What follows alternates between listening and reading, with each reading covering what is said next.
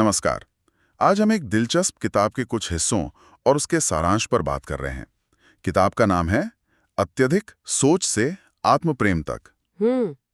ये विषय आजकल काफी लोगों से जुड़ा हुआ लगता है ना? बिल्कुल, बहुत ज्यादा। और हमारी कोशिश रहेगी कि इस किताब के मूल संदेश को समझें। कैसे कोई लगातार जो सोचता रहता है ना, जिसे हम ओवर थिंकिंग कहते हैं, उस चक्कर से निकलकर खुद से प्यार करने, मन की शांति पाने और हाँ, खुद को बेहतर जानने की राह पर बढ़ सकता है। आत्म साक्षात्कार जिसे कहते हैं। हाँ, आत्म साक्षात्कार ये वाकई एक बदलाव लाने वाली यात्रा का वादा करती है। और इस बातचीत में हम ये भी देखेंगे कि भाई लेखिका ज्योतिका मेहता बेदी, उनका नजरिया क्या है, किताब में खास क्या है, और हाँ, मानसिक स्वास्थ्य के लिए इसे इतना जरूरी क्यों माना जा रहा है। जी, तो चलिए शुरू करते हैं फिर। हाँ जरूर। तो किताब का जो केंद्रीय विचार है, जैसा नाम से ही पता चल रहा है, ये असल में आत्म प्रेम, मन की शांति और खुद को जानने की तरफ एक गाइड की तरह है। सिर्फ विचार नहीं है, एक पूरा रास्ता दिखाया गया है। एक गाइड। और जैसा आपने कहा और जैसा सूत्रों में भी है, इसका खास ध्यान ओवर थिंकिंग पर है। ये जो दिमाग में बातें घूमती रहती हैं बिना किसी नतीजे के, ये आजकल इतनी आम क्यों है वैसे? क्या इस पर कुछ रोशनी डाली गई है? देखिए, सीधे सीधे समाजशास्त्रीय कारणों पर तो ये सामग्री नहीं जाती, पर लेखिका ने जो अपने अनुभव बताए हैं ना, उनसे लगता है कि ये अक्सर अपनी किसी असुरक्षा या खुद पर शक या शायद पुराने अनसुलझे मामलों से जुड़ा होता है। किताब का फोकस इस क्यों से ज्यादा कैसे पर है। अच्छा, मतलब कारण जो भी हो, इस पैटर्न से बाहर निकला जा सकता है। अच्छा, तो फोकस कैसे पर है। ठीक है, तो फिर लेखिका का आखिरी लक्ष्य क्या है?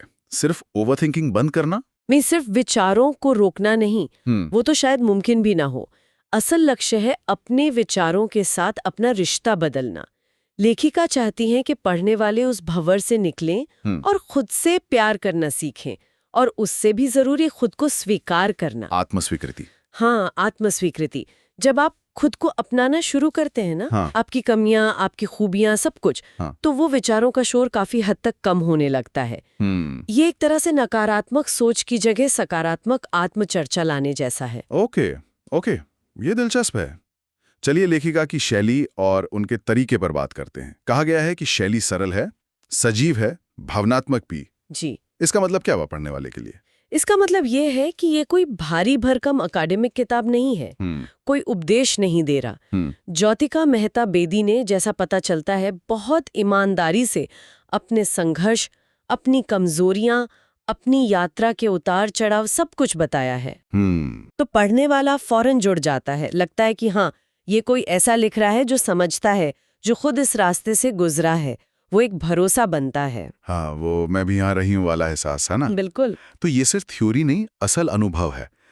क्या ये बताया गया है कि किस तरह के संघर्ष, मतलब कुछ अंदाजा? एकदम खास घटनाओं का जिक्र तो नहीं है, पर यह साफ है कि उन्होंने आत्मसंदेह, शायद चिंता या जो नकारात्मक सोच के पैटर्न होते हैं, उनसे जुड़े अपने संघर्षों की बात की है। और ये बताना इसलिए जरूरी है क्योंकि तब पढ़ने वाले को अकेला महसूस नहीं होता। सही बात है। जब कोई पढ़ता है कि अरे, कोई और भी बिल्कुल ऐसा ही महसूस करता था और उससे उभर पाया, तो एक उम्मीद मिलती है, हिम्मत आती है कि हाँ, मैं भी कर सकता हूँ या कर सकती हूँ। हाँ, कि बदलाव मुमकिन है। ये वाकई से मजबूत बनाता है। अच्छा, ये भी कहा गया है कि ये उनकी अपनी आंतरिक यात्रा का प्रतिबिंब है। इसका क्या मतलब हुआ? इसका मतलब शायद ये है कि ये किताब किसी पहले से तय स्ट्रक्चर या रिसर्च के हिसाब से नहीं लिखी गई, बल्कि ये लेखिका की अपनी खोज है, उनके अपने जो आहा मोमेंट्स होते हैं ना, हाँ, हाँ। और उनकी अपनी समझ कैसे बढ़ी, उसका एक दस्तावेज है। लगता है जैसे लेखन प्रक्रिया भी बहुत सहज रही होगी, भावनात्मक। जो महसूस किया, जो सीखा, वो लिख दिया। मकसद सिर्फ जानकारी देना नहीं, बल्कि पढ़ने वाले को भी उकसाना है कि वो भी अपने अंदर झांके, अपनी सच्चाई ढूंढे। ये तो बहुत ही ऑथेंटिक लगता है। लेकिन क्या इसमें सिर्फ भावनाएं हैं या कुछ ठोस कदम भी हैं? क्योंकि सामग्री में व्यावहारिक उपकरणों की बात भी हुई है। हाँ, और यहीं पर ये किताब सिर्फ भावनात्मक सहारे से आगे बढ़कर प्रैक्टिकल मदद भी करती है। ये सिर्फ महसूस करने की नहीं, करने की भी बात है।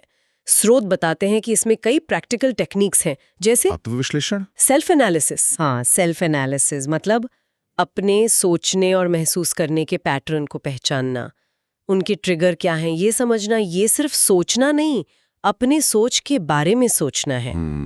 आत्मविश्लेषण। लेकिन ये खुद ओवर थिंकिंग में कैसे मदद करेगा? कहीं ये खुद ही ओवर थिंकिंग ना बन जाए? बहुत अच्छा सवाल है। यहाँ मतलब शायद विचारों में उलझना नहीं है, बल्कि एक साक्षी की तरह उन्हें देखना है कि भाई ये खास विचार बार बार क्यों आ रहा है, कौन सी बात मुझे ज्यादा सोचने पर मजबूर करती है। जब आप पैटर्न पकड़ लेते हैं ना, तो फिर उसे बदलने का पहला कदम उठा सकते हैं। ये ओवर थिंकिंग नहीं, ये मेटा थिंकिंग हुई, अपनी सोच को समझना, शायद बिना जजमेंट के। समझ गया। पैटर्न पहचानना। और दूसरे तरीके? ध्यान का भी जिक्र है, मेडिटेशन। हाँ, मेडिटेशन। आजकल तो बहुत चर्चा है इसकी। किताब में क्या कुछ खास है इसे लेकर?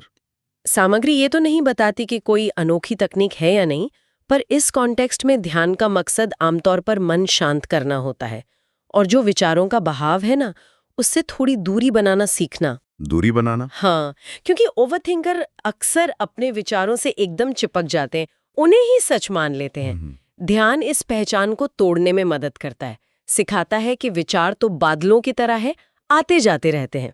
आप आसमान हैं, आप अपने विचार नहीं हैं।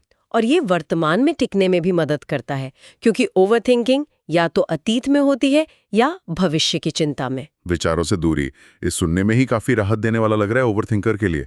और वो सकारात्मक पुष्टि, अफर्मेशंस, वो कैसे काम करती हैं? हाँ, अफर्मेशंस, ये खुद को दिए गए पॉजिटिव स्टेटमेंट्स होते हैं। देखिए, ओवरथिंकिंग के साथ अक्सर नकारात्मक बातें चलती हैं दिमाग में, है ना? मैं काफी अच्छा नहीं हूँ, मुझसे नहीं होगा, सब बिगड़ जाएगा। हाँ बिल्कुल, नेगेटिव सेल्फ टॉक। बिल्कुल। तो अफर्मेशंस इस पैटर्न को जानबूझकर बदलने का तरीका है। किताब में शायद ऐसी पुष्टि दी गई है जो आत्म प्रेम, आत्म स्वीकृति को बढ़ाएं। जैसे खुद को बार बार याद दिलाना, मैं अपनी भावनाओं को समझने और स्वीकार करने में सक्षम हूँ, या मैं शांति का हकदार हूँ।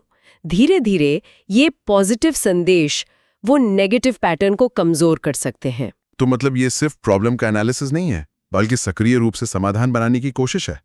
आत्मविश्लेषण से पैटर्न समझो, ध्यान से दूरी बनाओ और अफर्मेशन से नई सोच बनाओ। ये तो एक पूरा पैकेज जैसा लग रहा है। बिल्कुल। मकसद यही है कि पढ़ने वाला सिर्फ सुने नहीं, करे भी, अपने मानसिक स्वास्थ्य पर काम करे। जैसा स्रोत बताते हैं कि किताब साफ तौर पर आत्म प्रेम और आत्म स्वीकृति की तरफ गाइड करती है, और ये तरीके उस रास्ते के पड़ाव जैसे हैं। आखिरी मंजिल सिर्फ ओवरथिंकिंग रोकना नहीं, बल्कि एक गहरी भीतरी शांति पाना है और खुद के साथ एक अच्छा रिश्ता बनाना है। और मानसिक स्वास्थ्य पर इसका जो बड़ा असर है, उसके बारे में सामग्री क्या कहती है? आजकल मेंटल हेल्थ पर काफी जोर है। सामग्री इस बात पे जोर देती है कि ये किताब मानसिक स्वास्थ्य की अहमियत बताती है, और ये उस आम सोच को चुनौती देती है कि मन की शांति या खुशी जो है वो बाहरी चीजों पर निर्भर करती है, जैसे कामयाबी, पैसा, रिश्ते। अच्छा, तो मतलब शांति का रिमोट हमारे हाथ में है, बाहर नहीं। काफी हद तक। हाँ। किताब का मूल संदेश यही लगता है कि मानसिक शांति बाहर जो हो रहा है उसका नतीजा भर नहीं है। ये एक अंदरूनी अवस्था है जो संतुलन से आती है, और सबसे जरूरी आत्मस्वीकृति से, सेल्फ एक्सेप्टेंस। जी, जब हम खुद को जैसे भी हम हैं, अपने कमियों, अपनी कमजोरियों, अपने डरों के साथ स्वीकार करना सीख जाते हैं, तब बाहर चाहे जितनी उथल पुथल हो, अंदर एक ठहराव आने लगता है। अच्छा। ओवरथिंकिंग अक्सर इस आत्म अस्वीकृति से जन्म लेती है। हम अपने किसी हिस्से को पसंद नहीं करते या किसी हालात को मान नहीं पाते। आत्मस्वीकृति सुनने में आसान लगता है, पर शायद सबसे मुश्किल कामों में से एक है। हम अक्सर खुद के सबसे बड़े आलोचक होते हैं। सच है। क्या ये बताया गया है कि किताब इस मुश्किल काम में कैसे मदद करती है? सीधे तौर पर कैसे का पूरा ब्यौरा तो सारांश में नहीं है, लेकिन अंदाजा लगा सकते हैं। जैसे लेखिका का अपना अनुभव बताना, वो प्रैक्टिकल तरीके देना, जैसे अफर्मेशंस जो स्वीकृति पर हों, और शायद करुणा, कंपैशन बढ़ाने पर जोर देना। ये सब तरीके हो सकते हैं।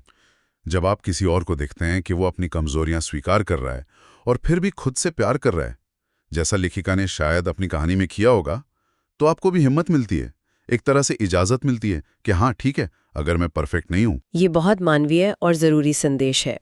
तो अगर हम किताब के निष्कर्ष की तरफ बढ़ें, जैसा सारांश में है, ये किन लोगों के लिए सबसे फायदेमंद हो सकती है? स्रोत साफ बताते हैं कि ये उन लोगों के लिए खास तौर पर मददगार हो सकती है जो मानसिक उलझनों से जूझ रहे हैं।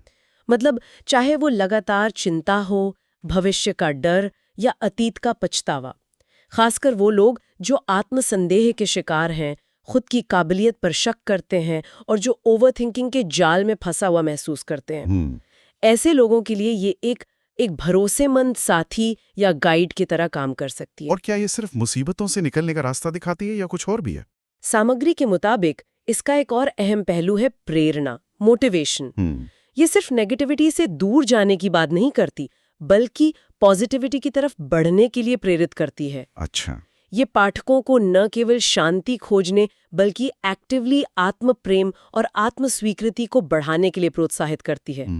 मतलब ये सिर्फ क्या न करें, ओवरथिंक न करें नहीं बताती, बल्कि क्या करें, खुद से प्यार करें, खुद को स्वीकार करें और शायद कैसे बने ज्यादा शांत, ज्यादा संतुलित, इस पर भी फोकस करती है, एक उम्मीद जगाती है। तो अगर मैं इसे समेटूं तो ये सामग्री एक ऐसी किताब की तस्वीर पेश करती है जो ओवरथिंकिंग के भंवर से निकालकर आत्म प्रेम और स्वीकृति की एक निजी, भावनात्मक पर साथ ही प्रैक्टिकल यात्रा पर ले जाती है। हाँ। लेखिका के अपने अनुभव इसे असली बनाते हैं और जो तरीके दिए गए हैं वो इसे कार्यवाही योग्य बनाते हैं।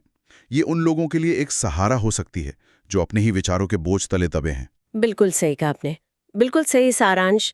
ये उन अनगिनत लोगों के लिए एक रोशनी हो सकती है जो चुपचाप अपनी दिमागी उथल पुथल से जूझ रहे हैं और सोचते हैं कि वो अकेले हैं या कोई रास्ता नहीं है।